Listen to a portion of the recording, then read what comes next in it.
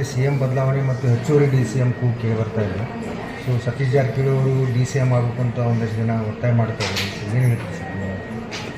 ನಾನು ಇವತ್ತಿಲ್ಲ, ಒಂದು ವರ್ಷ ಆಯಿತು ನಾನು ಹೇಳ್ತಾ ಇದ್ದೇನೆ, ಉತ್ತರ ಕರ್ನಾಟಕದ್ದು ಡೆವಲಪ್ಮೆಂಟ್ ಆಗಬೇಕಂದ್ರೆ ನಾವು ಇಲ್ಲಿಂದ ಒಂದು ಡಿ.ಸಿ.ಎಂ ಬೇಕು.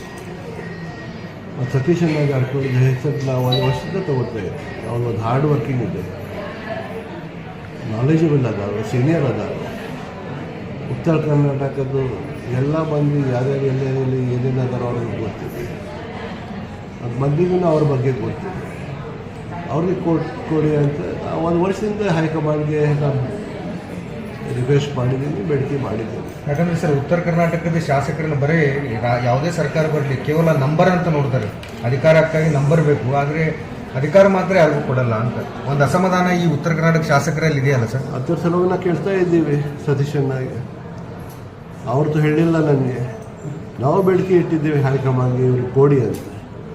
ಉತ್ತರ ಕರ್ನಾಟಕದಲ್ಲಿ ಯಾರಿತ್ತಂದ್ರೆ ಅವರಿತ್ತಂದ್ರೆ ನಮ್ಮದು ಡೆವಲಪ್ಮೆಂಟ್ ಆಗೋದು, ನಮ್ಮದು ಏನು ಅವಶ್ಯಕತೆ ಇದೆ ಅವ್ರಿಗೆ ಗೊತ್ತಿದೆ. ಉತ್ತರ ಕರ್ನಾಟಕದ ಜನತೆಗೆ ಏನೇನು ಬೇಕಂತ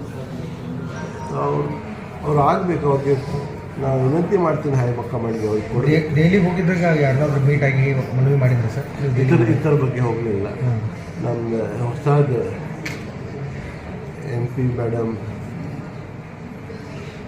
ಪ್ರಿಯಾಂಕಾ ಜಾರಕಿಹೊಳಿ, ನಮ್ಮ ಪ್ರಿಯಾಂಕಾ ಜಾರಕಿಹೊಳಿ ಅವರು ಓತ್ ಟೇಕಿಂಗ್, ಅದರ ಸಲುವಾಗಿ ನಾವು ಹೋಗಿದ್ದೇವೆ. ಮತ್ತು ಕೆಲ ಸಚಿವರಿಗೆ ಮತ್ತು ಖರ್ಗೆ ಸಾಹೇಬ್ರಿಗೆ ನಾವು ಭೇಟಿ ಆಗಿದ್ದೀವಿ.